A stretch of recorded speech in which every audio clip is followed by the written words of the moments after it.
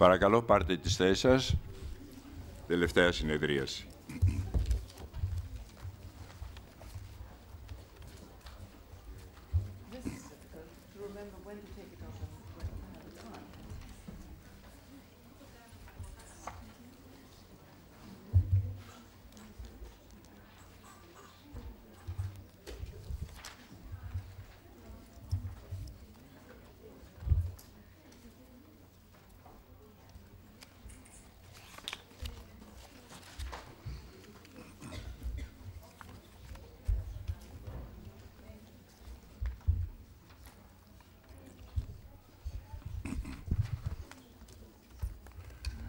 Λοιπόν, τελευταία συνεδρίαση με θέμα προς μια ενιαία ευρωπαϊκή πολιτική ερωτηματικό, ακριβώς όπως είναι και ο τίτλος του συνεδρίου αυτού. Θα δώσω καταρχήν το λόγο στην κυρία Έμιλι Τζάκσον με θέμα do it yourself, υποβοηθούμενη σύλληψη και το μέλλον της ρύθμισής της. Η κυρία Έμιλι Τζάκσον είναι πρόεδρος της νομικής σχολής του London School of Economics και ασχολείται με το δίκαιο, το ιατρικό δίκαιο. You have the floor.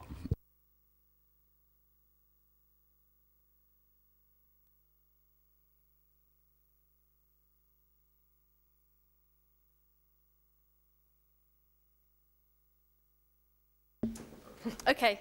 Sorry, I'll start again. Thank you very much to Roxani and the whole of the organising committee for the kind invitation. I'm delighted to be here. What I want to talk about today is mainly based in the UK context. As some of you will know, assisted conception has been intensely regulated in the UK for now nearly 25 years. When our legislation was passed in 1990, it was assumed by parliamentarians that IVF, assisted conception, would be available like any other type of medical treatment on the NHS, National Health Service, via referral from your GP. So it was assumed that everybody would automatically get within the regulated sector. The internet, I'm going to suggest, is posing a major challenge to our regulation.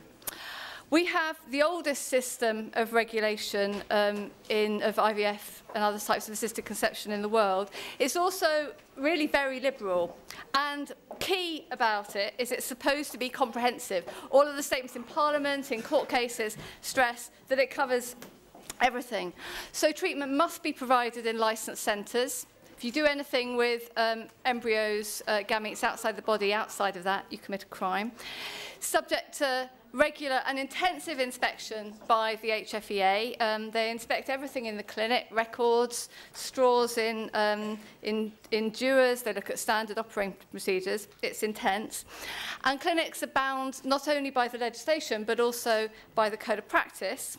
And the code of practice is important because it enables the authority to respond more quickly than legislation to medical developments. A really good example of this is in relation to multiple births, which we've heard about already, which are the single greatest health risk from IVF.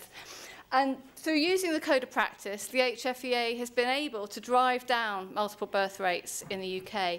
It set a progressively lower upper multiple birth limit that clinics must reach. Started at 24%, it's now 10%. And each clinic has to have a multiple birth reduction strategy, which is basically setting out which patients should receive elective single embryo transfer. And as a result of those sorts of changes, there has been quite a dramatic reduction in multiple births, but without a drop in success rates. Now, there have always been some aspects of assisted conception that lie outside of the HFEA's powers. And one example that was quite obvious from the start was the costs of treatment. I think that may have been because people assumed this was going to be regular NHS care. In fact, most of it is private. And the HFEA has no powers to control what clinics charge patients. There are clinics and there are practices where a couple will start their IVF, they'll start the drugs, they'll be in the middle of their cycle, and the clinic will suddenly say, there's this new technique that we can do that might improve your success rate. Reproductive immunology is an example. And that's an expensive treatment, and people feel under tremendous pressure to say yes. But it's only if that sort of sharp practice amounts to something the HFEA can say is actually not a suitable practice in the clinic that it has any power at all. Costs, on the whole, completely outside of the HFEA's powers. Another thing that has always been outside the HFEA's powers is informal sperm donation. The legislation uses a slightly odd word, procuring. If you have donor insemination where the sperm is not procured, informal sperm donation, you don't need a license. Now, in the past, that mainly used to be arrangements between friends and acquaintances. A lesbian couple might ask a friend to act as a sperm donor. But now we have this rise, and I'll come back to this, these introduction websites, which considerably broaden out access to this sort of informal sperm donation. Treatment overseas, the HFEA has no powers there. I'll come back to that in a second. And surrogacy, which we've already heard about, where the HFEA's powers are limited. So, in 1990, it might have been intended that the regulatory system should be comprehensive, but by 2015, it's beginning to look a little full of holes. Now, in 1990, it would have been quite hard to, if I tried to think about getting assisted reproductive treatment abroad in 1990, it would have been quite hard to know where to start. Of course, the internet makes that easy. Why do people, particularly in the UK, where treatment is in many ways very accessible, why do they seek treatment abroad? Well, there are several reasons in general. One is that it might be cheaper. One is that the treatment that you want might be illegal in your home country. Another is to avoid waiting lists. In the UK, that's quite common in relation to egg donation. Another reason might be that the waiting list for an ethnically matched donor is even longer than the regular waiting list for egg donation. And the perception that treatment actually might be better overseas. Now, there are some countries in Europe where gamete donation, restrictions on gamete donation means that people travel routinely for access to treatment with donated gametes. In the UK, where we have a very liberal regime, it's unusual for people to travel because the treatment is illegal. The only real example of that would be sex selection for social reasons, where people would go to the US to access that. Much more commonly for UK citizens to travel abroad are that it's cheaper or that it's quicker, because often these are patients in a hurry, and if you've got a long waiting list, which you can avoid, people travel for that. And this perception that it might be better. Better, in some ways, should be in inverted commas, because sometimes people's perception that treatment is better doesn't necessarily accord with reality. There's quite a lot of studies that show this in lots of different cross-border treatment within Europe. In the UK, there was a study carried out in a clinic in which people were pregnant with higher order multiple births, triplets and quads.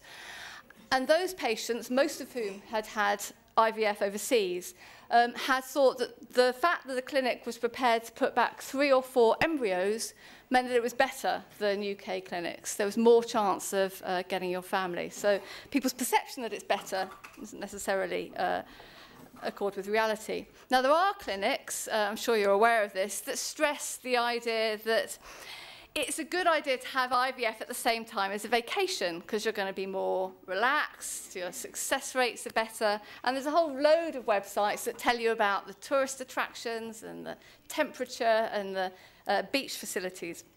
Patients don't, on the whole, really don't like this term, reproductive tourism, because it implies that this is fun. And so a lot of patients groups have said, actually, this is better termed reproductive exile, because people don't feel as though they have a choice. They feel as though they're driven to do this. It doesn't feel like a holiday for them. But what role is there for regulation in all this? Well, really very little. We know very little about the numbers of people travelling. There have been studies, but we're not sure that those numbers are right. There's very little data collection. We're not sure exactly what treatment people are having. And really, there's little that the regulator can do. In a sense, it's limited to this sort of page from the HFEA website, a warning, considering fertility treatment abroad, what you should think about. Now, there have been countries which have attempted to regulate people travelling abroad with a bit more of a heavy hand, and an example of that would be Turkey, which has attempted to ban people from travelling travel for treatment with donated gametes. This is never going to work because people, when they come through customs, the fact that they've got eggs inside them from some other country is not going to show up in any customs declaration. So it's not going to work. And in fact, it's actually a really bad idea because the principal consequence of this sort of ban is that clinics are deterred from offering advice and support for people because they could be reported for doing so. So actually, it makes it less safe. So you try to ban it, and actually what you do is you make cross-border care less safe for your citizens. So pretty hopeless range of options for regulators there. What about internet-assisted conception? This is where people go online and make their own arrangements. We have no idea how common this is.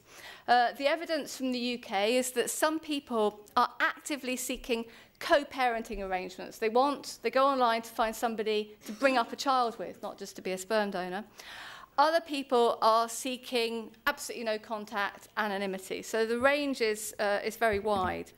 Sometimes the donor, if it's a co-parenting arrangement, might be listed as the father on the birth certificate. Sometimes the social father will be. So we just don't know what's happening.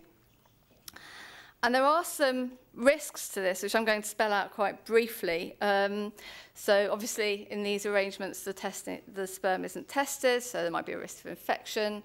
There might be a risk of passing on genetic disease. Though, of course, as Guido said, it's the same in many ways as natural reproduction. I'm going to come back to that point. There's obviously a risk that this person who's advertising his sperm on the internet might not actually have any sperm, so it may be an entirely futile exercise. There's no age limits, obviously. We have age limits on sperm donors in the UK for health reasons and success rate reasons. No traceability if something goes wrong or somebody is subsequently diagnosed with a genetic disease. The child has no right to information. In the UK, for regulated sperm donation, the child has access to identifying information at age 18, but there's a range of information they can have before that. On the internet, there's no restrictions on how many times somebody can donate.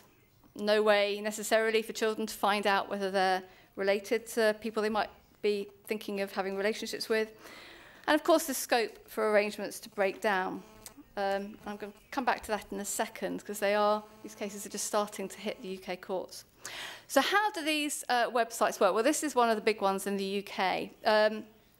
How they work is like dating websites. So anybody, you can all go and log in and look at people's profiles, but you can't reply to them unless you join.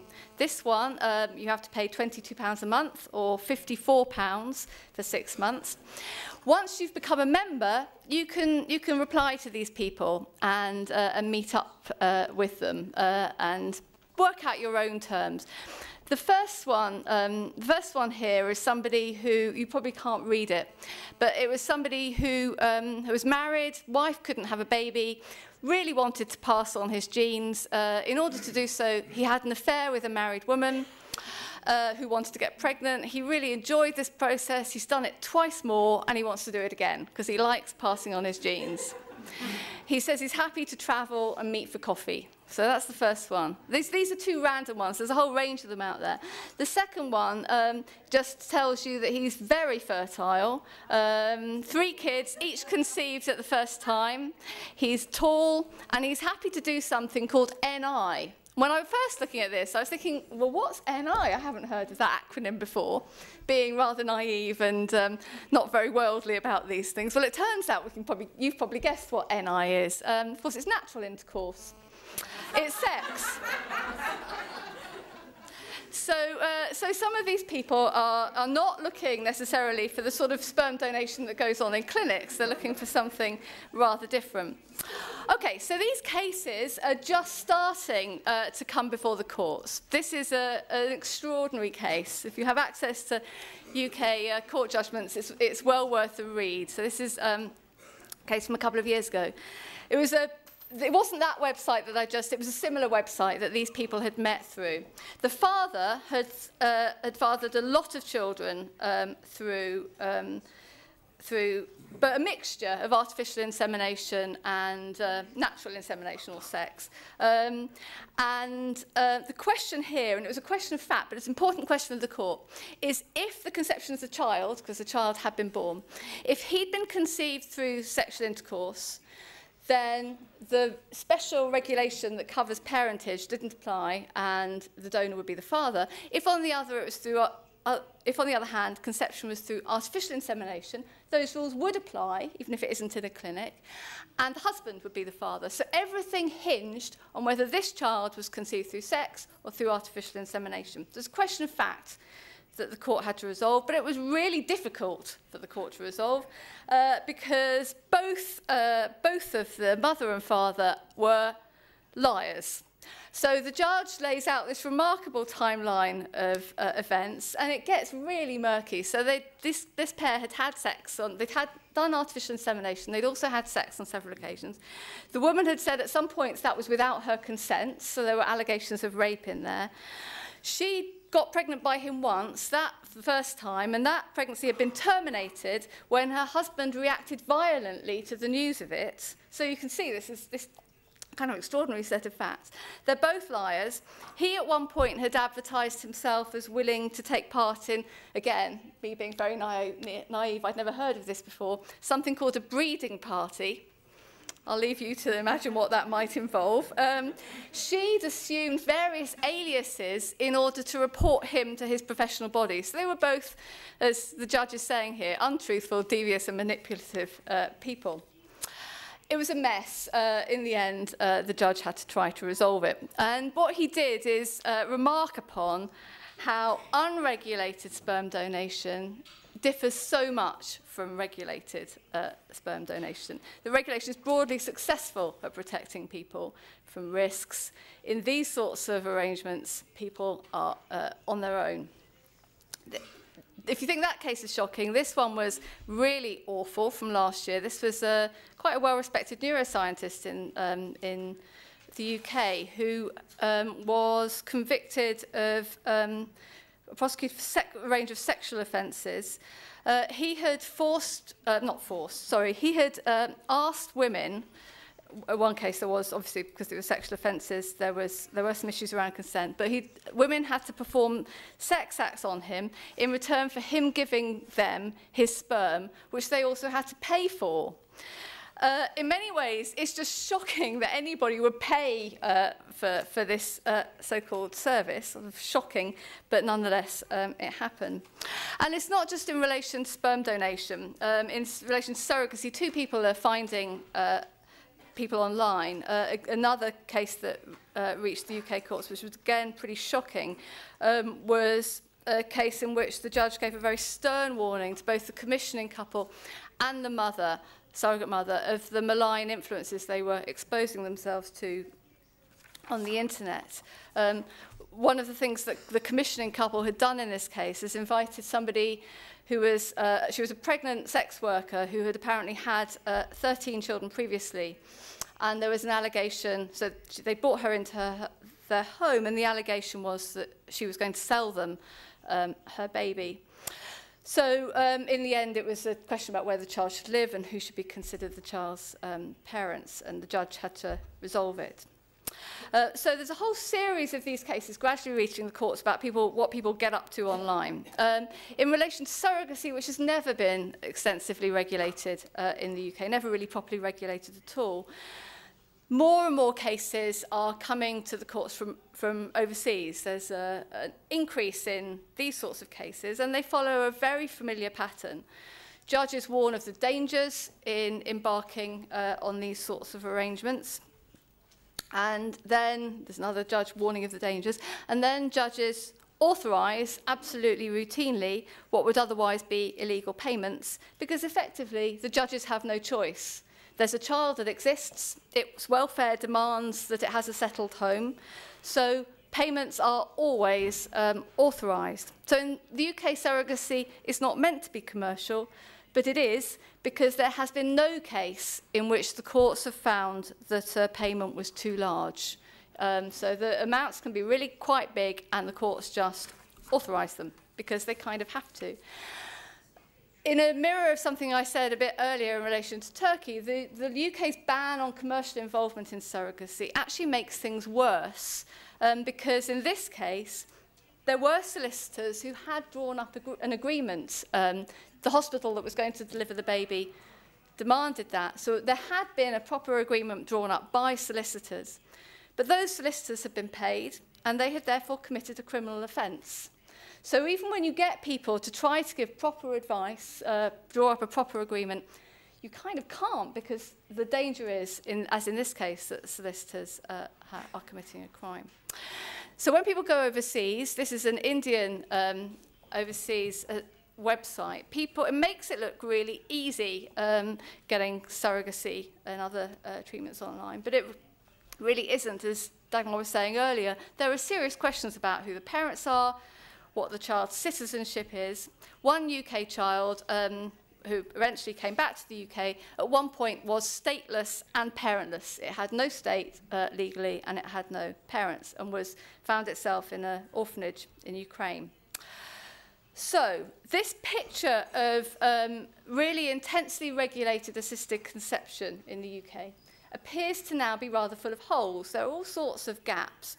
Does it matter? Well, this goes to something that Guido said this morning, that in many ways you could say, well, this is great because it's just equalising the position with normal conception, because normal conception isn't regulated. So why don't we just be relaxed about this and say people have babies naturally without regulation? Why don't they just have babies in an assisted way without regulation? I think maybe where we're getting to is towards having to, you have an unregulated sector and a regulated sector, almost having to sell the benefits of regulation. And there are some benefits. There are benefits of safety, in things like sperm are screened. Record keeping is important for children, particularly in the case of problems emerging. The records that the HFEA has, almost complete data set of treatment in clinics, is incredibly useful for epidemiological research because, of course, most of these treatments have never been subject to randomized controlled trials. So the sort of studies you can do with the data that the HFEA has is incredibly important, and that is obviously impossible in unregulated assisted conception. The rules governing parentage are important because without them, and this happens quite often in relation to surrogacy in the UK, the people looking after the child have no legal relationship with the child. Somebody else does. And obviously that's not good for children. So if regulation can be good, but is perhaps in some cases optional, we might need to think about possibly even giving people incentives to use regulation or persuading them of its benefits. I think we might need to think about broadening the public education function of the regulator, which is a minimal bit of its functions at the moment, but I think it maybe needs to be broadened because people really do need to understand more about the risks. So, for example, in relation to multiple births, the idea that there are people who think that a clinic putting back 4 embryos is a good thing is worrying, that people haven't understood the risks about that.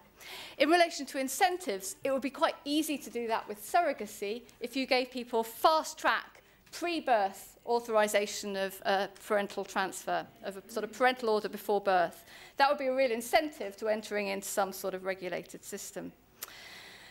Basically, the public doesn't understand about the rules here, very clearly, doesn't understand about regulation, and in many ways there's no reason why they should.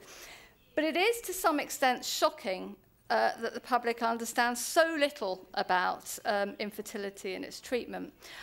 And in relation to that, I think we almost need to wind right back to sex and relationships education at school, which is all about avoiding pregnancy and sexually transmitted diseases. One of the unintended consequences of that is that people grow up having the assumption sort of drilled into them that if you have sex, you get pregnant. So you've got to be super careful to avoid having sex without protection because pregnancy will result, which bolsters the fact that infertility comes as a profound shock to many people who have spent years strenuously trying to avoid it. And I don't think kids learn enough about infertility at school. It's going to happen to some of them.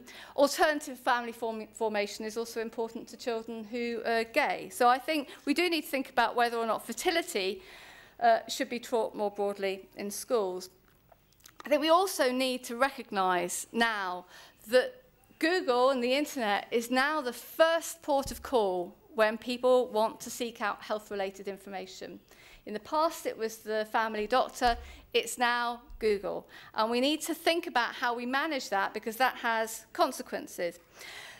What that means is that something like the regulator in the UK needs to make sure that on the first page of Google is clear and authoritative guidance and information for people. And at the moment, it's not. So if you, I did this as an experiment, if you type find a sperm donor online into Google in the UK, there is nothing from the HFEA on the first few pages, no guidance at all. What you find instead is celebrity donor lookalikes, where you can find out which celebrity your donor looks like. Now, in my view, it would be much more important for people to have information about critical things like the parentage of children rather than which celebrity your child might resemble. Thank you.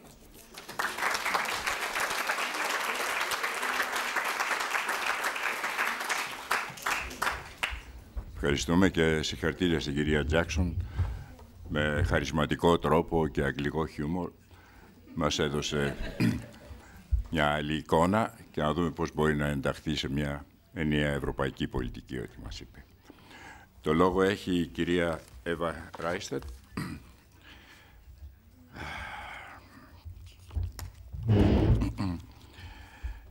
Η κυρία Ράιστετ είναι καθηγήτρια στο Πανεπιστήμιο Λούντ της Σουηδίας. Ασχολείται με το οικογενειακό δίκαιο και αντιπρίτανης της εκπαίδευσης στο ίδιο πανεπιστήμιο. You have the floor, please.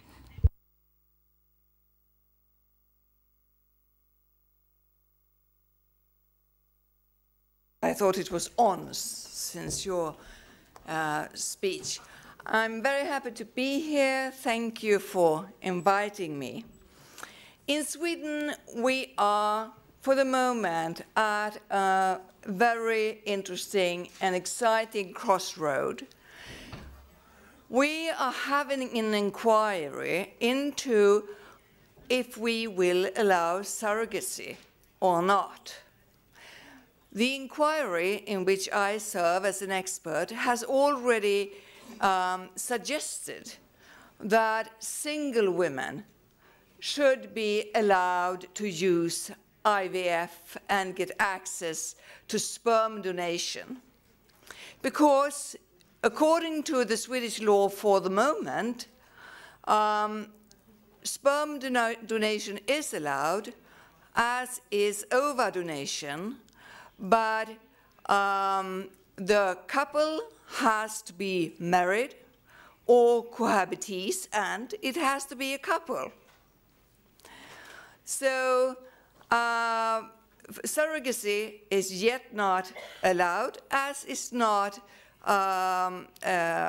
IVF for single women. As you heard yesterday from Jan, this suggestion has disappeared somewhere. We don't really know where it is, what is happening for the moment, but hopefully we will know quite soon. In Sweden, we have a mix of old and new rules regarding assisted reproduction. I will go through a couple of the most important ones to be able to further discuss what impact this has on the IVF being done in Sweden, but also on people coming into Sweden having done IVF or even having used a surrogacy abroad. As in many countries, the presumption for the husband being the father is well and alive. You could argue that it had a point 50 years ago, but nowadays it's so easy to find out who is the biological father that it doesn't really have that. But I suppose it is a wink to the respect for family. So the one thing is the presumption for fatherhood in a married man. The other thing is the importance of consent, because through giving your consent, you can become the legal father instead of a sperm donor. And a sperm donor is then not to be regarded as the father. If the donation is taking place according to the law in a hospital, the sperm donor can never be the legal father, but people do this, as you've heard. In the English context, it's also done in Swedish privately in the home. When it comes to donation of an egg, the mother is the person who is giving birth, and the father the one who has given consent to the treatment. But according to the Swedish legislation, there has to be a genetic link. So you can't both get an ova and sperm. One of the things must come from one in the couple. So there always has to be a genetic link. And of course, as you can assume, this is not always the case when the couple come home from being abroad, getting the treatment they can't get in Sweden. And one of the things that could happen in such a case is what happened in a Supreme Court case a few years ago. A brother and a sister became the legal parents. A husband and a wife couldn't conceive a child together, so they asked his sister to act as a surrogate mother. They went to Finland, where surrogacy at the time was allowed, and they took an egg from the wife, sperm from the husband, made an embryo, and put it back into the sister. Then they went home. And back in Sweden, the sister gave birth. According to Swedish law, as I just now pointed out for you, the sister automatically became the mother, and the father was the brother. This wasn't to become a problem, really, because they had agreed. They knew this consequence, and they had agreed that the mother, the wife, the mother-to-be, was to do a stepchild adoption. I have learned during these days that in Belgium, you go over the border to France not to have this situation as we had here, because they applied in court for an adoption, but the husband and wife fell out. And he withdrew his consent. And in Sweden, you can only adopt if you are married and if you have the consent of the legal custodian. And he suddenly said no. And the Supreme Court then said, you can't adopt this child. And the child, at that time, somewhere between 3 and 4 years old, had always lived with its genetical mother, but was now transferred immediately to her father and was still being registered as having her aunt and her dad as parents.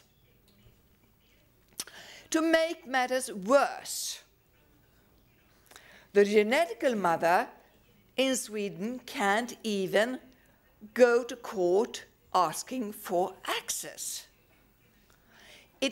Access can be granted to her, but only through social services stepping in and asking the court for it for her benefit, and for the child's benefit, I would assume. But it's up to them. So if they don't, the mother, the genetical mother, won't even get access. So this is one of the cases that clearly shows us that we need new legislation to protect these children.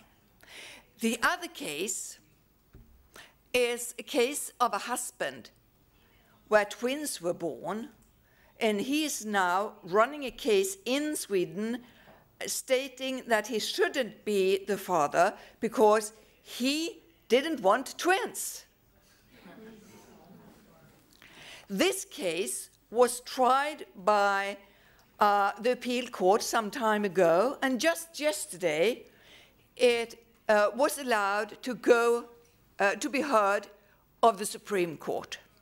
So we don't yet know the outcome, but we can be fairly sure, because this man and his wife had gone abroad to get IVF by a donated egg and donated sperm.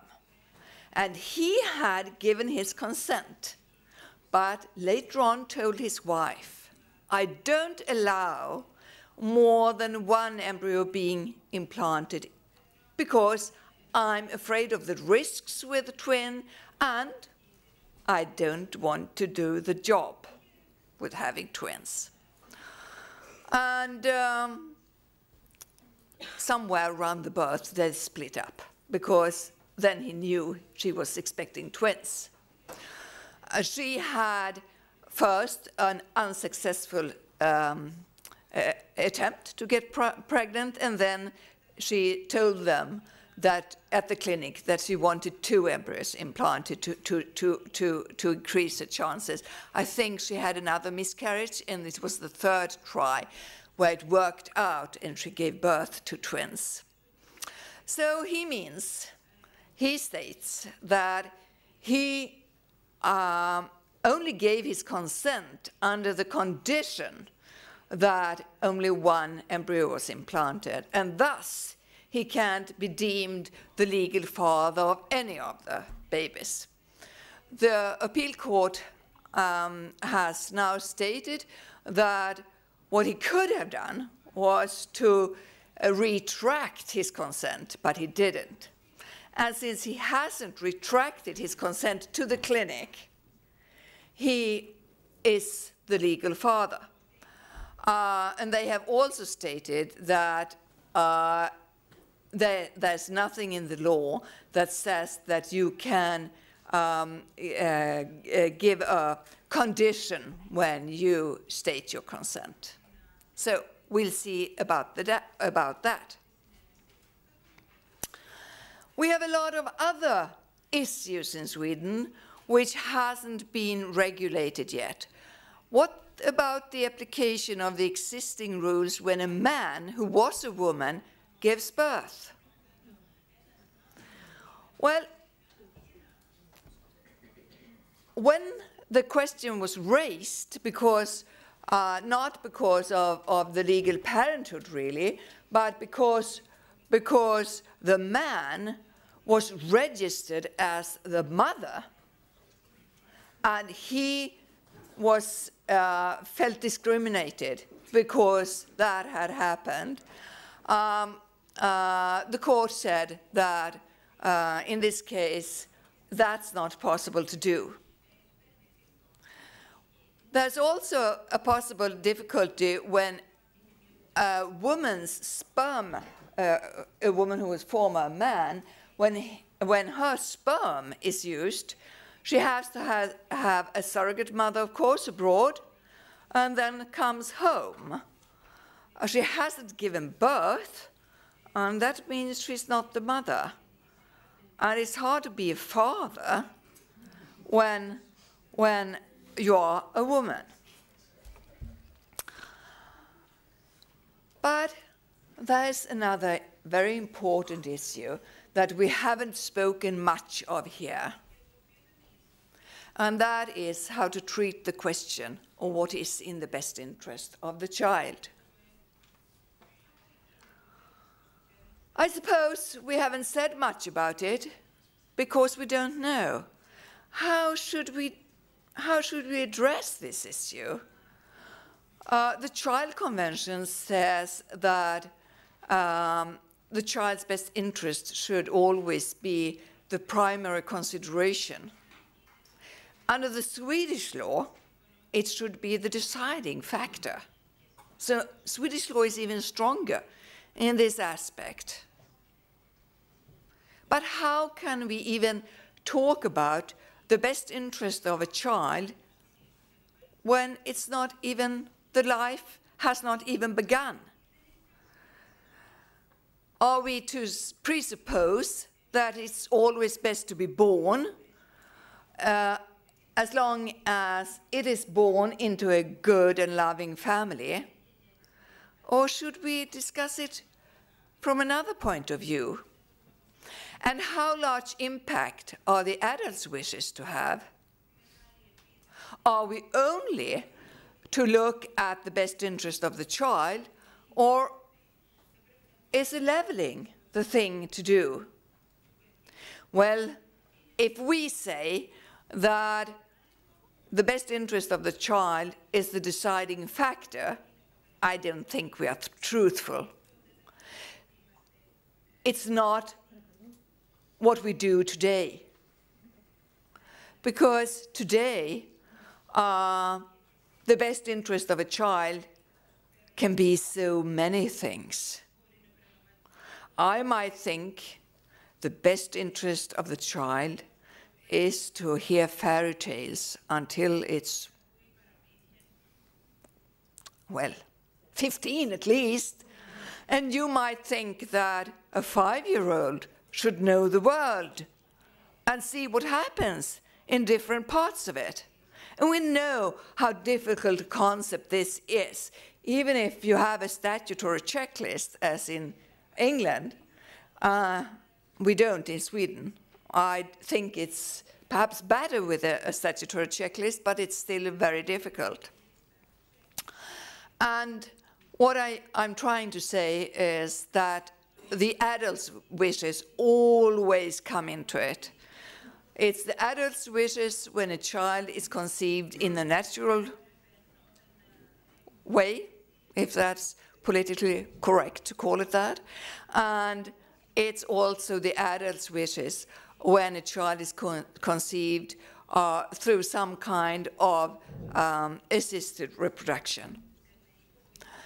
Nevertheless, we of course have to do everything we can to ensure that the child is at least born into secure circumstances and not being left stateless and without legal parents.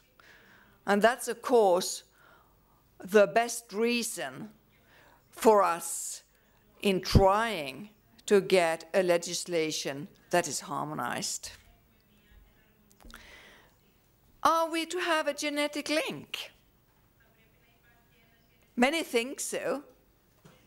Well, if we say that the genetic link is important, we also say that adoption is less of a connection, means less of a connection between parent and child, and we don't we?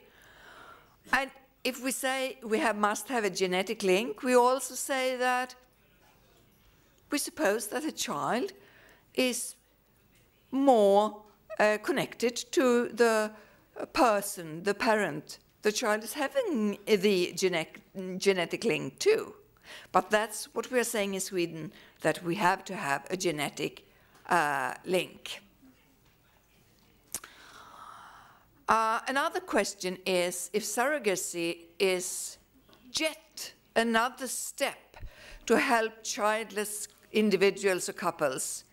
Or is it something totally different from what we in Sweden already are doing through our IVF and through sperm and ova donation? We have to consider the differences there are when we use another person's body to get the child we want. Is it the same or is it something else? Is the altruistic surrogacy the only thing we can accept? Is it better than a commercial surrogacy? Are we sure that it is? Well, altruistic surrogacy can put an enormous pressure on friends or sisters or mothers young enough to bear the child for the couple who can't bear it themselves. Are we absolutely sure then that the altruistic surrogacy is better than the commercial surrogacy? My Swedish colleague told me about how they do it in the US, where they have worked through every aspect of the surrogacy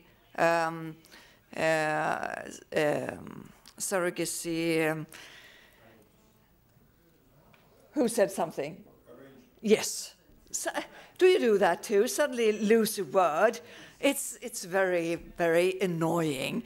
At least when I do it in English, I can say it's because of it not being my native tongue.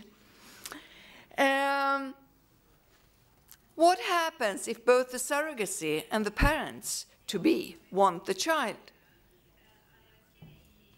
In some countries, they think the surrogacy mother has to have a time to reconsider. Is it really so? Well, in that case, we could end up in a situation where none wants the child. The child who is born is severely disabled. The surrogate mother doesn't want it. She says she's never wanted a child. And the new parents, they aren't yet legal parents because they're going through a legal procedure to become legal parents after the birth in many countries. And then the child could end up without parents. And being parents, we all know, is not only about the emotional support and the love and the upbringing we can give a child. It's also about the financial support a child needs. So, what are we doing in Sweden just now? As I said in the beginning, the inquiry on expanding possibilities for treatment of involuntary childlessness is going on. It has given an interim report on single women that is being processed, though we don't know really what is happening to it. But the rest of it, concerning surrogacy, is to be reaching its conclusions in December this year. Thank you.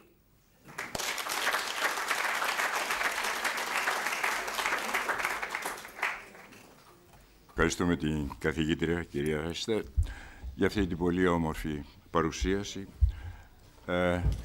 με εκπληκτική χρήση της αγγλικής, μπορώ να σας πω, και με όλους αυτούς τους γρίφους που μας ανέφερε, σκέπτομαι τελικά ποιος νομοθέτης ή δικαστής ή πιθανόν η φύση μόνο να αποφασίσει ποιες θα είναι οι λύσεις. Τελευταίος ομιλητής, ο κύριος Νίκος Δημόπουλος, ένας νέος μεταπτυχιακός διετής, νομίζω δευτεροετής μεταπτυχιακός, ο οποίος έχει ασχοληθεί με τις ιατρικές πράξεις, δικηγόρος, Θεσσαλονίκης. Παρακαλώ, έχετε το λόγο. Καλησπέρα σε όλους. Αισθάνομαι ιδιαίτερη τιμή και χαρά που βρίσκομαι εδώ σήμερα. Ταυτόχρονα νιώθω και κάπως άβολα, γιατί έτυχε σε μένα να πρέπει να κλείσω αυτό το διήμερο μέσα στο οποίο ακούσαμε πολύ υψηλό επίπεδο και εξαιρετικού ενδιαφέροντος εισηγήσεις. Σκοπός αυτής της εισήγησης είναι να διερευνήσει αν συντρέχουν οι προϋποθέσεις για τη σύσταση μιας Ευρωπαϊκής Ρυθμιστικής Αρχής Ιατρικώς Υποβοηθούμενης Αναπαραγωγής. Αφού ευχαριστήσω τα μέλη της ομάδας, όπου με επικεφαλής την κυρία Σημεωνίδου Καστανίδου, συνέβαλαν όλοι για να καταλήξουμε σε αυτές τις θέσεις, θα σας παρουσιάσω γνωρίζοντας βέβαια ότι είναι ένα ζήτημα λίγο αμφιλεγόμενο και που μπορεί να προκαλέσει πολλές ενστάσεις ή αντιδράσεις. Σε μια τέτοια προοπτική προς μια Ευρωπαϊκή Αρχή Ιατρικώς Υποβοηθούμενης Αναπαραγωγής, θα πρέπει πρώτα να θεμελιωθεί η αρμοδιότητα της Ευρωπαϊκής Ένωσης για την ανάληψη δράσης στον τομέα της ιατρικώς υποβοηθούμενης αναπαραγωγής, αλλά και η αναγκαιότητα μιας σχετικής ειδικής δράσης, ώστε η Ευρωπαϊκή Αρχή να λειτουργήσει ως επιστέγασμα και λειτουργικό συμπλήρωμα όλου αυτού του πλαισίου. Ξεκινώντας με την αρμοδιότητα της Ευρωπαϊκής Ένωσης, αφού ξεκαθαρίσω ότι δεν θα εξετάσω τα ζητήματα, τις περιπτώσεις στις οποίες η Ευρωπαϊκή Ένωση σε ευρωπαϊκό επίπεδο μπορεί να αναλυθεί δράση τόσο με συμφωνίες ενισχυμένης συνεργασίας μεταξύ επιμέρους κρατών, όσο και με την σύναψη μιας συνθήκης σε ευρωπαϊκό επίπεδο, θα υποστηρίξω τη θέση ότι η θεμελίωση αρμοδιότητας μπορεί να αναζητηθεί στο άρθρο 4, παράγραφος 2 και στοιχείο 11 της Συνθήκης για τη Λειτουργία της Ευρωπαϊκής Ένωσης, που ορίζεται ότι η Ευρωπαϊκή Ένωση έχει συντρέχουσα αρμοδιότητα στο πεδίο της ασφάλειας στον τομέα της υγείας. Και στο άρθρο 6, παράγραφος 1 της ίδιας Συνθήκης, σύμφωνα με το οποίο η Ευρωπαϊκή Ένωση έχει αρμοδιότητα να υποστηρίζει και να συμπληρώνει τη δράση των κρατών μελών για την προστασία και τη βελτίωση της ανθρώπινης υγείας. Ειδικότερη βάση τώρα σε μια από τις επιμέρους πολιτικές της Ένωσης βρίσκεται στο άρθρο 168 παράγραφος 1 της ίδιας Συνθήκης, κατά το οποίο η Ένωση, στον καθορισμό των πολιτικών και των δράσεών της, πρέπει να εξασφαλίζει υψηλό επίπεδο προστασίας της ανθρώπινης υγείας και ακόμα ειδικότερα στην παράγραφο 4 στοιχείο α του ίδιου άρθρου, το οποίο αναφέρεται στη σχετική αρμοδιότητα του Συμβουλίου και του Ευρωπαϊκού Κοινοβουλίου. Σε αυτή την παράγραφο άλλωστε στηρίχθηκε και η οδηγία η οποία αυτή τη στιγμή ρυθμίζει κάποια ζητήματα τα οποία άπτονται της ιατρικώς υποβοηθούμενης αναπαραγωγής το 2004. Συνδυαστικά μπορεί να αναφερθεί και η παράγραφος 5 του ίδιου άρθρου, το οποίο προβλέπει την δυνατότητα της Επιτροπής, 4 του ίδιου άρθρου, το οποίο προβλέπει την δυνατότητα της Επιτροπής να εκδίδει κατευθυντήριες οδηγίες. Αλλά και η παράγραφος 5, σύμφωνα με την οποία μπορούν να θεσπίζονται μέτρα ενθάρρυνσης της προστασίας για τη βελτίωση της υγείας του ανθρώπου, ιδίως για την καταπολέμηση σοβαρών ασθενειών με διασυνοριακή διάσταση. Αναφέρθηκε χθες ότι μία άποψη σύμφωνα με την οποία στηριζόμενοι στην παράγραφο 5 του άρθρου 168 θα πρέπει να αποκλείσουμε την αρμοδιότητα της Ένωσης στον τομέα αυτό. Αυτή η άποψη πράγματι ισχύει αν συνδυάσουμε το άρθρο 168 παράγραφος 5 με το άρθρο 3 της Συνθήκης για τη Λειτουργία της Ευρωπαϊκής Ένωσης. Αν όμως συνδυάσουμε με το άρθρο 4 παράγραφος 2 όπως προτείνουμε, τότε οδηγεί στο αντίθετο αποτέλεσμα. Η αρμοδιότητα της Ένωσης για την νομοθέτηση σε ένα πεδίο όπως η ιατρικώς υποβοηθούμενη αναπαραγωγή, που αφενός αφορά την προστασία της δημόσιας υγείας των πολιτών και αφετέρου αποσκοπεί στη διασφάλιση υψηλών προδιαγραφών ασφάλειας και ποιότητας σε διαδικασίες που αφορούν την επεξεργασία ουσιών ανθρώπινης προέλευσης, όπως τα ανθρώπινα αναπαραγωγικά κύτταρα, είναι νομίζω αναμφισβήτητη. Μια άλλη πτυχή του ζητήματος και μια άλλη βάση θεμελίωσης αρμοδιότητας μπορεί να αναζητηθεί στην θεμελιώδη ενωσιακή ελευθερία για την ελεύθερη κυκλοφορία αγαθών, προσώπων και υπηρεσιών. Το άρθρο 114 της Συνθήκης για τη Λειτουργία της Ευρωπαϊκής Ένωσης, στην παράγραφο 3 ορίζει ότι κατά την επίτευξη εναρμόνισης θα πρέπει να διασφαλίζεται ένα υψηλό επίπεδο προστασίας ανθρώπινης υγείας. Το άρθρο αυτό αποτελεί κατάλληλη νομική βάση, επειδή οι διατάξεις μιας οδηγίας σχετικά με την εφαρμογή θεραπευτικών μεθόδων αφορούν εκτός των άλλων και την ελεύθερη κυκλοφορία προσώπων, υπηρεσιών αλλά και ανθρώπινων κυττάρων. Η θέση αυτή επιβεβαιώνεται από το γεγονός ότι στο προήμιο μιας οδηγίας, της Οδηγίας 2011/24 του Ευρωπαϊκού Κοινοβουλίου περί εφαρμογής των δικαιωμάτων των ασθενών στο πλαίσιο της διασυνοριακής υγειονομικής περίθαλψης, γίνεται αναφορά από κοινού τόσο στο άρθρο 168 παράγραφος 1 και 4, όσο και στο άρθρο 114 παράγραφος 3. διότι, όπως αναφέρεται, τα συστήματα υγείας στην Ένωση αποτελούν κεντρικό τμήμα των υψηλών επιπέδων κοινωνικής προστασίας και συμβάλλουν στην κοινωνική συνοχή και δικαιοσύνη, καθώς και στην αειφόρο ανάπτυξη. Αποτελούν επίσης μέρος του ευρύτερου πλαισίου υπηρεσιών γενικότερου συμφέροντος. Επισημαίνεται τέλος ότι όπως έχει επιβεβαιώσει, αναφέρω το κείμενο του προημίου της οδηγίας, όπως έχει επιβεβαιώσει επανειλημμένως το Δικαστήριο της Ευρωπαϊκής Ένωσης, αναγνωρίζοντας ταυτόχρονα την ειδική τους φύση, όλες οι μορφές ιατρικής περίθαλψης εμπίπτουν στο πεδίο εφαρμογής συνθήκης για τη λειτουργία της Ευρωπαϊκής Ένωσης.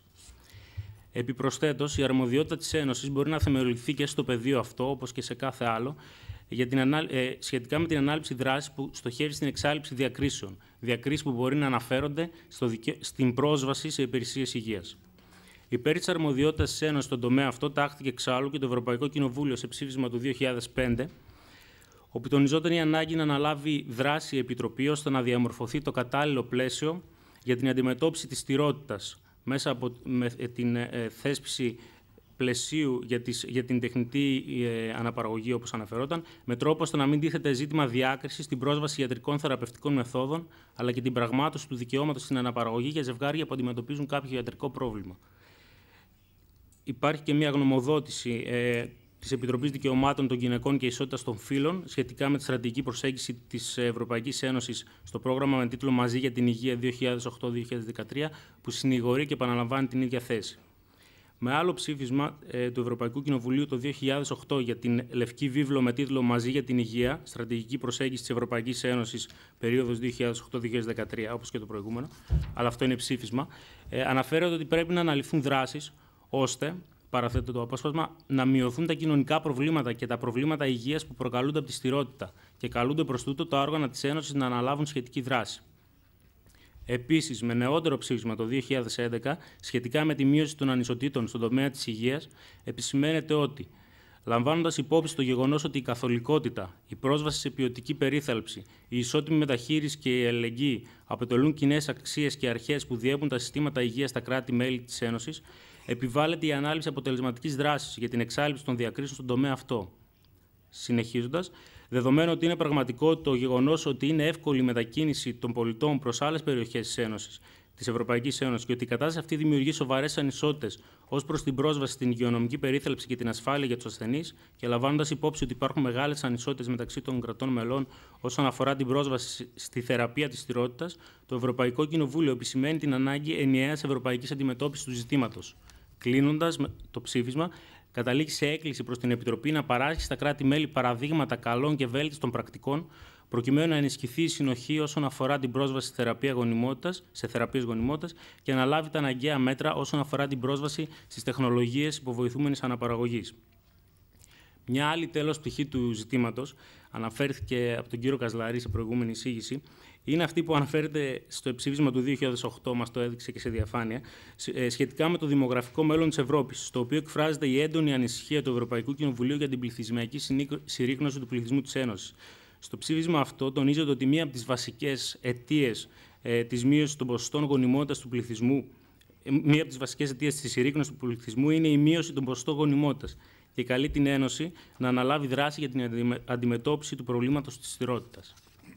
Από τα παραπάνω κείμενα μπορεί να συναχθεί με σχετική σαφήνεια το συμπέρασμα πως μεταξύ των οργάνων της Ένωσης είναι εδραιωμένη η άποψη ότι υπάρχει ενωσιακή αρμοδιότητα ρύθμισης ζητημάτων που αφορούν την υγεία, όπως τα ζητήματα ιατρικώς υποβοηθούμενης αναπαραγωγής, όχι μόνο για λόγους διασφάλισης της δημόσιας υγείας και εξασφάλισης ενός υψηλού επίπεδου ποιότητας στην παροχή υπηρεσιών υγείας, αλλά και με στόχο την εξάλειψη των διακρίσεων ως προς την πρόσβαση σε υπηρεσίες υγείας μεταξύ των Ευρωπαίων πολιτών, καθώς και ως πολιτική που συμβάλλει στην εμπέδωση της εσωτερικής αγοράς και υποστηρίζει τις θεμελιώδεις ελευθερίες διακίνησης αγαθών, προσώπων και υπηρεσιών. Τέλος, δεν παραγνωρίζεται το γεγονός ότι η Ευρώπη ενδέχεται να εμφανίζει δημογραφικό πρόβλημα και επομένως οφείλει να αναλάβει προληπτική δράση, η οποία περιλαμβάνει την αντιμετώπιση μιας από των βασικών αιτιών του προβλήματος, που είναι η αύξηση του ποσοστού υπογονιμότητας του πληθυσμού. Μια παρατήρηση πριν κλείσω αυτό το πρώτο μέρος της εισήγησης είναι ότι ασφαλώς και αντιλαμβανόμαστε πως οι ειδικότερες μορφές ή μέθοδοι ιατρικώς υποβοηθούμενης αναπαραγωγής μπορεί να χρειαστούν ή να υπάρχει ανάγκη να θεμελιωθούν και σε άλλες βάσεις ως προς την αρμοδιότητα της Ευρωπαϊκής Ένωσης. αυτό δεν μας αποτρέπει από να αναζητήσουμε μια βασική και μια θεμελιώδη βάση από την οποία να ξεκινήσει να ρυθμιστεί η ιατρικώς υποβοηθούμενη αναπαραγωγή στην Ευρώπη σε γενικό επίπεδο και επιμέρους μετά μπορούμε να βρούμε άλλες βάσεις να θεμελιώσουμε ειδικότερες μεθόδους. Περνώντας στο δεύτερο σκέλος της εισήγησής μου, μπορούμε να αναφέρουμε ως ισχύον νομοθετικό πλαίσιο για την ιατρικώς υποβοηθούμενη αναπαραγωγή αναφέρεται συνήθως η Οδηγία 2004-23 για τη θέσπιση προτύπων ποιότητας και ασφάλειας για τη δωρεά προμήθεια, τον έλεγχο, την επεξεργασία, τη συντήρηση, την αποθήκευση και τη διανομή ανθρώπινων ιστών και κυτάρων, όπως τροποποιήθηκε και ισχύει μέχρι σήμερα. Η παραπάνω οδηγία με αυτό το πεδίο εφαρμογής θέσπιζε κάποιες υποχρεώσεις για τα κράτη. Σύμφωνα με αυτή, τα κράτη-μέλη υποχρεώθηκαν να ορίσουν αρμόδιες αρχές, να εξασφαλίσουν την ιχνηλασιμότητα από το δότη ως το λήπτη και αντιστρόφως όλων των ιστών και των κυτάρων που προμηθεύονται, επεξεργάζονται, αποθηκεύουν ή διανέμουν στην επικράτειά τους, καθώς και να εξασφαλίζουν ότι όλες οι εισαγωγές και εξαγωγές ανθρώπινων ιστών και κυτάρων από τρίτες χώρες ή προς αυτές συμμορφώνονται με τις απαιτήσεις εν λόγω οδηγίας, επιγραμματικά το ρυθμιστικό της πλαίσιο. Μελετώντας κανείς το κείμενο της οδηγίας καθώς και τις μεταγενέστερες τροποποιήσεις της, μπορεί να οδηγηθεί σε ορισμένα συμπεράσματα. Καταρχάς, βασικό πεδίο εφαρμογής και πρωταρχική στόχευση της οδηγίας αυτής ήταν η ρύθμιση του τομέα των μεταμοσχεύσεων των ανθρώπινων ιστών και κυτάρων. Μόλις στη σκέψη 7 του προημίου της οδηγίας γίνεται αναφορά στα αναπαραγωγικά και εμβρυϊκά κύτταρα. Εξάλλου, από το όλο πλέγμα και τις διατάξεις οδηγίας, αυτό καθίσταται σαφές. Δεν υπάρχει ξεχωριστό κεφάλαιο για την ιατρικώς υποβοηθούμενη αναπαραγωγή, παρά μόνον παρεμπιπτόντως γίνονται σχετικές αναφορές. Για το λόγο αυτό, εξάλλου, οι μεταγενέστερες τροποποιήσεις αναφέρονται ειδικώς στην ανάγκη, λόγω της ειδικής φύσης της εφαρμογής των αναπαραγωγικών κυτάρων και λόγω του γεγονότος ότι διαθέτουν ειδικά χαρακτηριστικά, να εισάγουν εκ των υστέρων κάποιες ρυθμίσεις λόγω αδυναμίας εφαρμογής των προγενέστερων και αρχικών ρυθμίσεων. Συνοψίζοντας αυτή τη σύντομη αναφορά, για να μην σας φάω και περισσότερο χρόνο, στις διατάξεις του υπάρχοντος πλαισίου, καθίσταται φανές ότι η ρύθμιση της ιατρικώς υποβοηθούμενης αναπαραγωγής με μια οδηγία η οποία απέβλεπε καταρχήν σε ένα άλλο πεδίο και η προσπάθεια να καλυφθούν οι ιδιαιτερότητες που παρουσιάζει ο τομέας της ιατρικώς υποβοηθούμενης αναπαραγωγής με την εκ των υστέρων εισαγωγή ξεχωριστών ρυθμίσεων δεν ανταποκρίνεται στις ιδιαίτερες ανάγκες του αντικειμένου της ρύθμισης. Καθίσταται αντιληπτό, και νομίζω κατέστη αυτό αντιληπτό όλο αυτό το διήμερο, πως το ισχύον νομοθετικό πλαίσιο στο βαθμό που αφορά τη ρύθμιση της ιατρικώς υποβοηθούμενης αναπαραγωγής είναι ανεπαρκές, διότι αφενός δημιουργεί ασάφεια και ανασφάλεια δικαίου, αφετέρου δεν είναι ειδικό, ολοκληρωμένο και αποτελεσματικό. Η ιατρικώς υποβοηθούμενη αναπαραγωγή είναι ένα πεδίο με εντελώς ξεχωριστά και ειδικά χαρακτηριστικά. Εφαρμόζει ειδικές μεθόδους, απαιτεί ειδικές τεχνικές προδιαγραφές τόσο για τις διαδικασίες που εφαρμόζει όσο και για τον υλικοτεχνικό εξοπλισμό που μετέρχεται. Από την άλλη, τα ηθικά και κοινωνικά ζητήματα που μπορεί να γεννηθούν από την εφαρμογή αυτών των μεθόδων απαιτούν ειδική ρύθμιση και ξεχωριστή αντιμετώπιση, καθώς είναι τελείως ξεχωριστά και μοναδικά από αυτά που ανακύπτουν λόγω της εφαρμογής άλλων μεθόδων σε άλλους τομείς, όπως παραδείγματος χάρη οι μεταμοσχεύσεις. Οι λόγοι τώρα για τους οποίους η ρύθμιση πρέπει να λάβει τα χαρακτηριστικά νομοθεσίας Ευρωπαϊκής Ένωσης αναφέρονται ήδη προφητικά στο προήμιο των παραπάνω οδηγιών από τότε που θεσπίστηκαν, αλλά νομίζω περιγράφησαν πολύ χαρακτηριστικά όλες αυτές τις μέρες εδώ πέρα. Αξίζει να αναφερθεί ότι σύμφωνα με τα δεδομένα που συγκέντρωσε η Ευρωπαϊκή Επιτροπή μέχρι το 2009, στην Ευρώπη λειτουργούσαν 1.716 ιδρύματα ιστών και κυτάρων, εκ των οποίων τα 769 ήταν ιδρύματα αναπαραγωγικών ιστών και κυτάρων. Σύμφωνα με τα ίδια ερευνητικά δεδομένα, ετησίως λάμβαναν χώρα 30.000 κύκλοι θεραπείας για 20.000 ασθενείς, οι οποίες πραγματοποιούνταν εκτός της χώρας διαμονής του ασθενούς. Και αυτά είναι μόνο τα επίσημα στοιχεία. Δηλαδή, το 6% των διαδικασιών ιατρικώς υποβοηθούμενης αναπαραγωγής είχε διασυνοριακό χαρακτήρα. Άρα, η σημασία της ρύθμισης της ιατρικώς υποβοηθούμενης αναπαραγωγής σε συνάρτηση με τα ζητήματα διασυνοριακής περίθαλψης, με αντικείμενο θεραπείες ιατρικώς υποβοηθούμενης αναπαραγωγής, κάθε άλλο παρά αμεληταία μπορεί να θεωρηθεί. Άλλωστε, η ανάγκη καθορισμού ενιαίων προτύπων ασφαλείας στον τομέα της υγείας και καθορισμού κανόνων για τη διασυνοριακή υγειονομική περίθαλψη αποτέλεσε τη βάση για την έκδοση της οδηγίας του 2011/24 που αναφέρθηκε προηγουμένως, η οποία όμως και πάλι δεν μπορεί να θεωρηθεί ότι αντιμετωπίζει το ζήτημα, Αφενός μεν γιατί δεν αναφέρεται ρητός στον τομέα της ιατρικώς υποβοηθούμενης αναπαραγωγής, αφετέρου δε γιατί αυτό το τομέας δεν είναι όπως όλες οι άλλες θεραπείες, αφού η περίθαλψη δεν είναι ένα στιγμιαίο και αποκομμένο γεγονός, αλλά αφορά τη δημιουργία, την κυοφορία και τη γέννηση ενός παιδιού σε βάθος χρόνου. Για όλους τους παραπάνω λόγους, για όλους τους παραπάνω λόγους είναι αναγκαία όσο και επιθυμητή η ανάληψη σχετικής νομοθετικής δράσης από την Ευρωπαϊκή Ένωση, η οποία θα ρυθμίζει τα ζητήματα της ιατρικώς υποβοηθούμενης αναπαραγωγής, ολοκληρωμένα και ειδικά. Θα διασφαλίζει τη δημόσια υγεία των Ευρωπαίων πολιτών και θα εξασφαλίζει υψηλού επίπεδου προστασία της ανθρώπινης υγείας. Ενώ παράλληλα θα αντιμετωπίζει με ενιαίο τρόπο τα ζητήματα πρόσβασης σε θεραπευτικές διαδικασίες.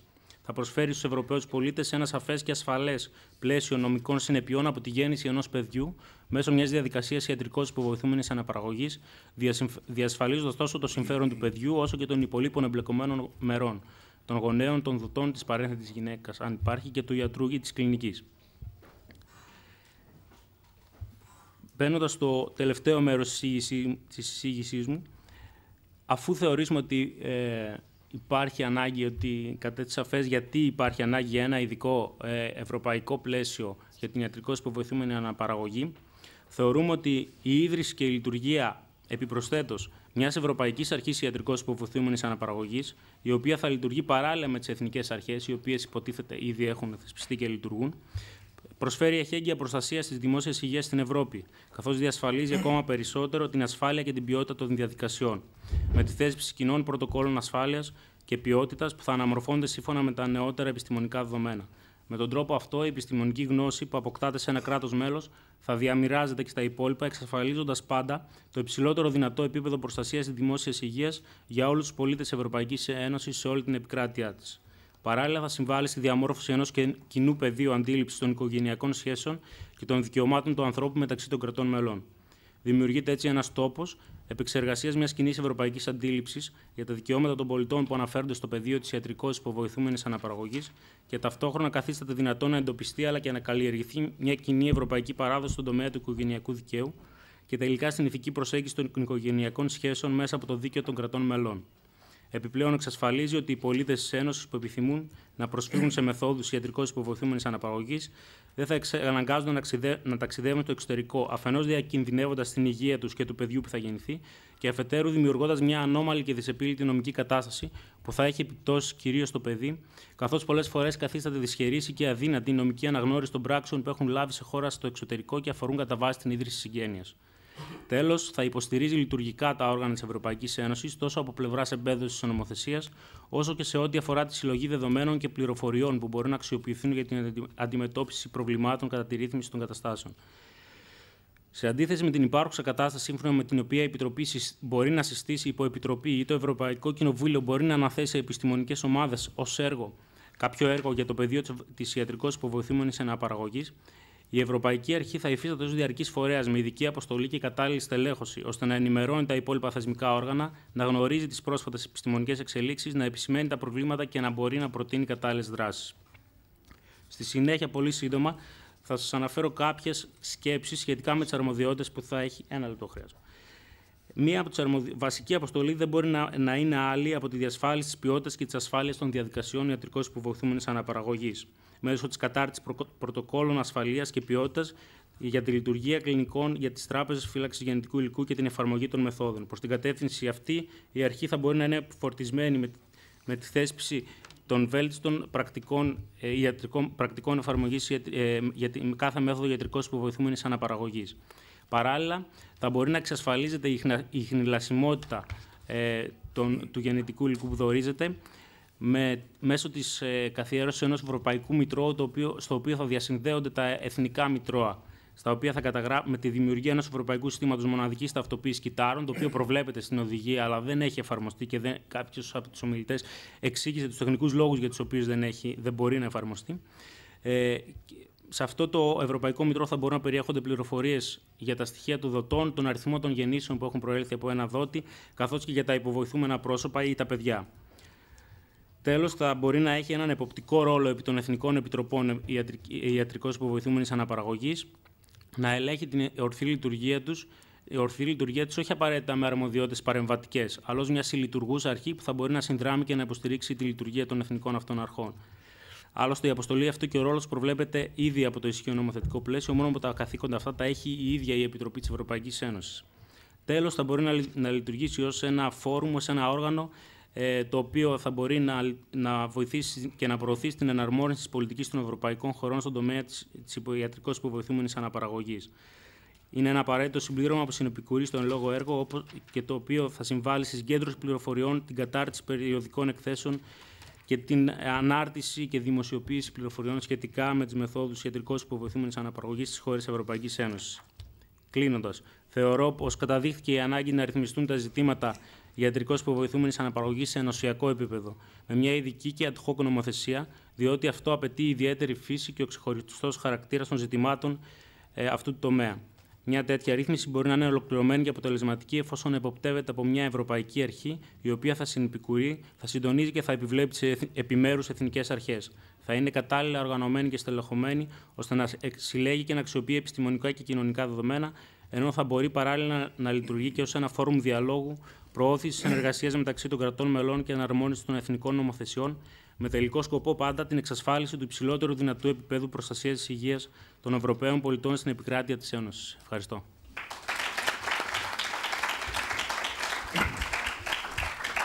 Ευχαριστούμε, κύριε Δημόπουλε, για αυτές τις ωραίες παρατηρήσεις. Θα μου επιτρέψετε λίγο να γυρίσω σε ένα ρεαλισμό. Πολύ ενδιαφέροντα ό,τι ακούστηκαν. Ποιο είναι το πρόβλημα σήμερα στην Ευρωπαϊκή Ένωση? Το δημογραφικό έλλειμμα. Οι τρεις οδηγοί της δημογραφικής αλλαγής είναι γονιμότητα, θνησιμότητα, μετανάστευση. Αυτοί οι παράγοντες δεν έχουν επίπτωση μόνο στο μέγεθος του πληθυσμού, αλλά και στην ηλικιακή σύνθεσή του. Η Ευρωπαϊκή Ένωση αναζητάει μία δομική απάντηση στο δημογραφικό πρόβλημα, προβάλλοντας μια πολιτική μίξης των λαών, προωθώντας αφενός μεν τη γονιμότητα και αφετέρου τη διαχείριση της μετανάστευσης, με σκοπό τη δημογραφική ανανέωση. Ώστε σε κάθε μητέρα να αντιστοιχούν τουλάχιστον 2,1 παιδιά, ενώ σήμερα αντιστοιχούν μόνο 1,5 και πιθανόν μέχρι το 2030 προβλέπεται να αντιστοιχούν 1,6. Και ενώ κάνει προσπάθειες η Ευρωπαϊκή Ένωση με άλλο τρόπο να καλύψει αυτές τις ανάγκες, προωθώντας βελτίωση βεβαίως των συνθηκών εργασίας, των αποδοχών, την υποδοχή των μεταναστών, ωστόσο ως προς την ιατρικώς υποβοηθούμενη αναπαραγωγή παραμένει εκτός. Έχουμε μια πρόταση κανονισμού πάλι για in vitro, πρόταση διαγνωστικά τεχνολογικά προϊόντα. Πάλι στα προϊόντα, Ευρωπαϊκή Ένωση, ενιαία αγορά, κυκλοφορία αγαθών, κυκλοφορία υπηρεσιών. Ευρωπαϊκό Δικαστήριο, Δικαστήριο Ανθρωπίνων Δικαιωμάτων, ασχολείται με τα ανθρώπινα δικαιώματα. Δικαστήριο Ευρωπαϊκών Κοινοτήτων, ασχολείται με τον χάρτη, με ανθρώπινα δικαιώματα και ό,τι τόσο η συνθήκη για την Ευρωπαϊκή Ένωση, όσο και η συνθήκη για τη λειτουργία, προβλέπει ερμηνεία του ευρωπαϊκού δικαίου. Ερώτημα. Είναι σήμερα εύκολο η Ένωση να ασχοληθεί με ενοποίηση του δικαίου της υποβοηθούμενης αναπαραγωγής? Τι σημαίνει η υγεία που αναφέρεται σαν επικεφαλίδα του άρθρου 168? Έχει δοθεί ο ορισμός της υγείας για να δούμε το εύρος πλέον της αρμοδιότητας, πού θα αναζητήσουμε τις νομικές βάσεις για μια οδηγία η οποία θα είναι πλήρους ή ελάχιστης εναρμόνισης. Πού θα ζητήσουμε τη νομική βάση για κανονισμό? Και το ερώτημα είναι, από ό,τι ακούσαμε από όλες τις ενδιαφέρουσες παρουσιάσεις, ο πρόβλημα έχει μετακινηθεί. Το πρόβλημα δεν ανήκει πλέον στο φαινόμενο της υποβοηθούμενης αναπαραγωγής, αλλά στις μετασυνέπειες και κυρίως στο οικογενειακό δίκαιο. Και εκεί πώς θα εισέλθει η Ευρωπαϊκή Επιτροπή? Στο οικογενειακό δίκαιο των κρατών μελών. Και το ερώτημα είναι πού συμπίπτουν οι εθνικές νομοθεσίες ως προς τις ρυθμίσεις επιμέρους. Αναρωτηθήκαμε, ακούσαμε διάφορα πού συμπίπτουν και κυρίως πού αποκλίνουν οι σχετικές ρυθμίσεις. Και το ερώτημα, γιατί αποκλείουν? Λόγοι θρησκευτικοί, πολιτιστικοί, ιδεολογικοί, πολιτικοί, λόγοι δημόσιας τάξης, παράδοσης, ακόμα θρησκευτικοί. Συνεπώς, το πρόβλημα δεν είναι τόσο απλό να φτάσει κανείς σε μια ενοποίηση. Και με ποιο τρόπο? Με οδηγία ή με κανονισμό ή με οποιοδήποτε μέσο. Νομίζω ότι ίσως πολύ προτιμότερο είναι οι εσωτερικές νομοθεσίες να αναπτυχθούν με προσβλέποντας τι γίνεται γύρω τους, γιατί το φαινόμενο ακόμα είναι νέο. Ακούσαμε σε μια πολύ ωραία παρέμβαση ότι ακόμα δεν ξέρουμε, χωρίς να υπονοείται τίποτα, τις συνέπειες. Τι σημαίνει βέλτιστο συμφέρον του παιδιού? Σε ποια στιγμή το συμφέρον του παιδιού? Στη γέννηση? Στην ενηλικίωση? Εδώ αυτό το φαινόμενο, από ό,τι αντελήφθη, αναταράσει, διαταράσει όλους τους ρυθμούς της ζωής πλέον του παιδιού. Δεν είναι ένα απλό φαινόμενο ότι φτιάξαμε ένα παιδί. Ακούσαμε δημόσιο δίκαιο, συνταγματικό δίκαιο. Τα πάντα να διαχέονται, να δημιουργούνται γρίφοι. Πώς? Ερωτήματα. Πώς απαντώνται τα ερωτήματα της ηθαγένειας, της κατοικίας? Θέλω να πω ότι βεβαίως η προσπάθεια είναι εξαιρετική που έχει γίνει. Αλλά το ρεαλιστικό πρόβλημα, το τι ακριβώς συμβαίνει στην Ευρωπαϊκή Ένωση και το τι θέλει, ας μην το ξεχνάμε. Ευχαριστώ πολύ και με συγχωρείτε για την παρέμβαση.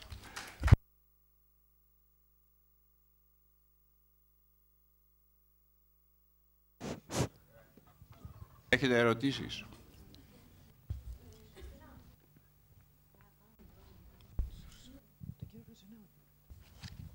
Yeah, thanks. First question to Mrs. Jackson. You told us that there's a HFEA code and beneath the code an HFEA code practice. So I've understood you.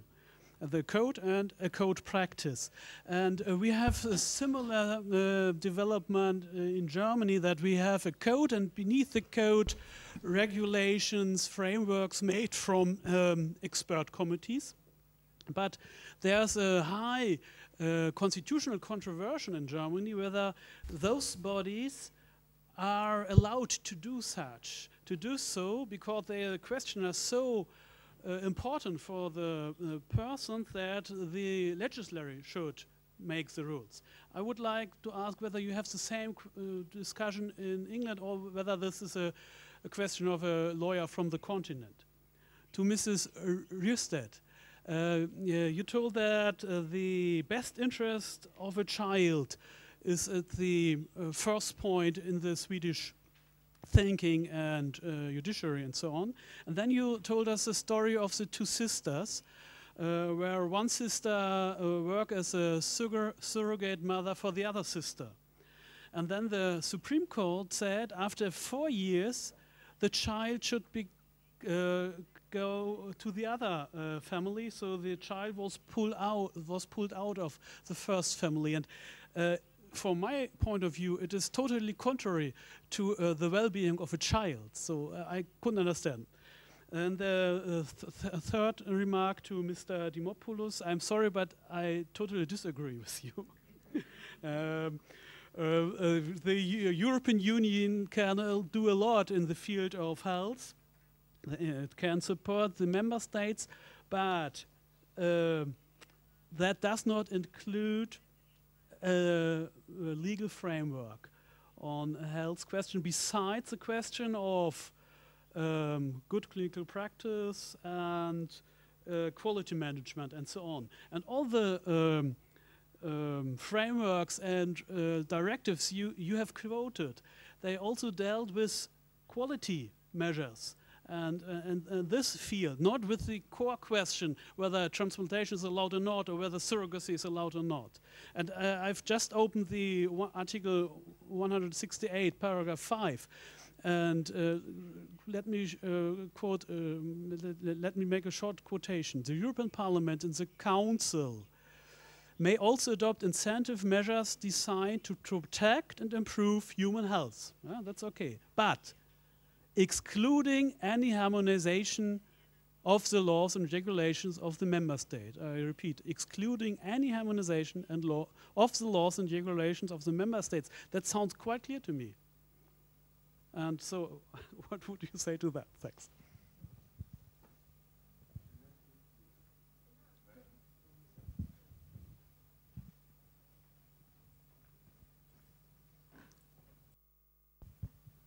Thank you for your presentation. I would like also to ask a question to Ms. Jackson. If I understood correct, the main reason that forced people in UK to choose do-it-yourself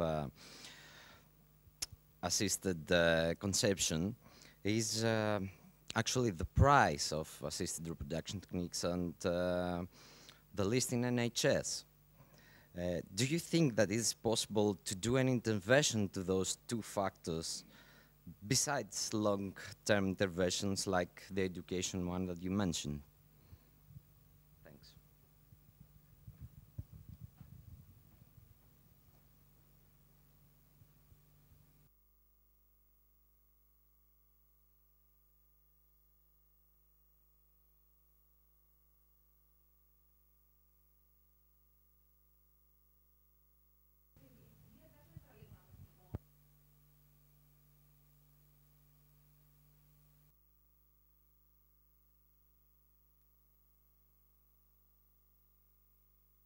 Λογικά, ακούγομαι τώρα, έτσι, ναι. Λοιπόν, η ερώτηση έχει να κάνει με την do-it-yourself υποβοηθούμενη αναπαραγωγή. Λοιπόν, από όσο το έψαξα, το να πουλήσω ή να αγοράσω γεννητικό υλικό σπέρμα ή οάρια απαγορεύεται και τιμωρείται ποινικά στο Ηνωμένο Βασίλειο, μονάχα αν το κάνει κάποια κλινική ή αν κάποιος γιατρός πωλήσει σε κάποιον ασθενή γεννητικό υλικό. Από όσο μπόρεσα να ψάξω, δεν υπάρχει κάποια άλλη πρόβλεψη στην Human Fertilization and Embryology Act. Δεν βρήκα κάτι άλλο και άτομα με τα οποία μίλησα στο Ηνωμένο Βασίλειο μου είπαν ότι δεν έχει απασχολήσει την πρακτική. Από την άλλη, γνωρίζω και προσωπικά περιπτώσεις όπου παραγγείλανε σπέρμα από το ίντερνετ, το πήγανε στην κλινική τους και αποκτήσαν έτσι παιδί. Οπότε αναρωτιέμαι, μήπως θα άξιζε ή έχει σκεφτεί το Ηνωμένο Βασίλειο και η νομοθεσία να δημιουργήσει κάποιο ποινικό αδίκημα ως προς την αγοραπολισία γεννητικού υλικού? Αυτό. Έχουμε κι άλλη μάλλον. Εγώ θα ήθελα να απευθύνω την ερώτηση στη δεύτερη ομιλήτρια, στην κυρία Ράιρστεντ. Κυρία Εύα, να το πω έτσι, είναι πιο εύκολο. Ναι. Λίγο με μπερδεύει το όνομα. Επειδή η Σουηδία είναι στη φάση, από ό,τι κατάλαβα, να φτιάξει μία νομοθεσία για την παρένθετη μητρότητα και επειδή αναφερθήκατε στα προβλήματα που δημιουργούνται ενδεχομένως όταν το παιδί έχει κάποιο πρόβλημα, γεννηθεί με κάποιο ιατρικό πρόβλημα και δεν θέλει η μία και μπορεί να μην το θέλει και η άλλη μητέρα, μήπως θα σκεφτόσασταν στη Σουηδία να υιοθετήσετε το ελληνικό πρότυπο της παρένθετης μητρότητας, όπου όλα αυτά περί συγγένειας αποφασίζονται πριν από τη γέννηση και έτσι ελαχιστοποιούμε τέτοιους κινδύνους σαν αυτούς που αναφέρετε. Δηλαδή καθορίζεται με τη δικαστική άδεια που χορηγείται πριν από την πριν από την υποβολή, πριν από την έναρξη της διαδικασίας, ποια θα είναι η μητέρα και έτσι και τα δύο μέρη έχουν και τους 9 μήνες να το χωνέψουν και να συμβιβαστούν με την ιδέα αυτή, ότι δεν θα μπορεί να είναι η συγγένεια αναστρέψιμη παρά μόνο σε μία μόνο περίπτωση που την ξέρουμε όλοι ποια είναι αυτή στο ελληνικό δίκαιο.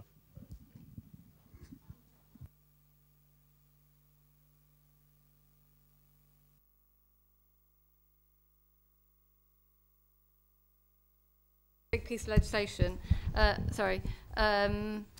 and that statute places a duty on the HFEA to maintain a code of practice. So the code of practice is statutory in the sense that the authority has to maintain it. It gives clinics more detailed guidance on how to obey the law. So a lot of bits in the code relate to the statute, but they're more user-friendly. You know, you should do this. This is what this bits of it mean. When we say counselling, we mean this. So it's guidance to clinics, and obviously easier to update when new things emerge. So they exist together, and the authority inspects against both of them. You have to obey the statute and the code. Obviously, the statute has more teeth because it has criminal sanctions. The code doesn't. In relation to the NHS, absolutely, it'd be great if there was better provision for assisted conception on the NHS. We just can't really afford it. That's the problem. So there's intense interest in the UK about rationing of cancer drugs. So a lot of people say if we can't afford to pay for cancer drugs, should we be paying for more assisted conception? So it is available on the NHS, but it's very variable. If you are going to be in first hire in the UK, you need to choose where, because there are some places where it's very good, NHS provision, and some places where it isn't. But that would obviously solve a lot of problems if it was more widely available. In relation to whether or not there should be a criminal offence of buying or getting sperm from the internet, I think the difficulty there, two difficulties I can foresee. One is it's really impossible to control this sort of stuff because people can make all sorts of arrangements on their own and you don't know what they're doing.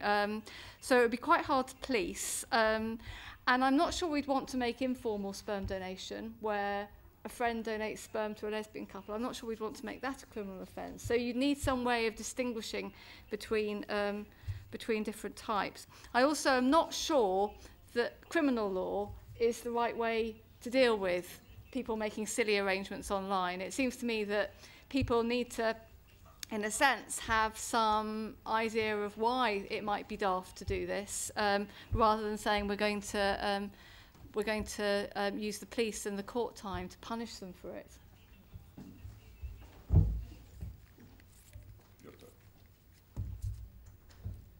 What did you push? That one. The green one. Well, I'm not very technical. The first question about the best interests of the child. In this case, with a brother and a sister being in the legal parents, the Supreme Court wasn't united. The majority said that there will be no adoption, 3 members. 2 members suggested otherwise. But the problem here was that the law on adoption is quite clear. And the law of adoption, the law on adoption states that you have to have the consent of a parent with who is a legal custodian. So that's really why you can't overrule, or at least 3 of the 5 in the Supreme Court didn't think they could overrule the legislation. When it comes to your question, I would first like to say that Sweden is not trying to regulate surrogacy. Sweden is having an inquiry into, for example, whether or not we should allow surrogacy. So it's not as simple.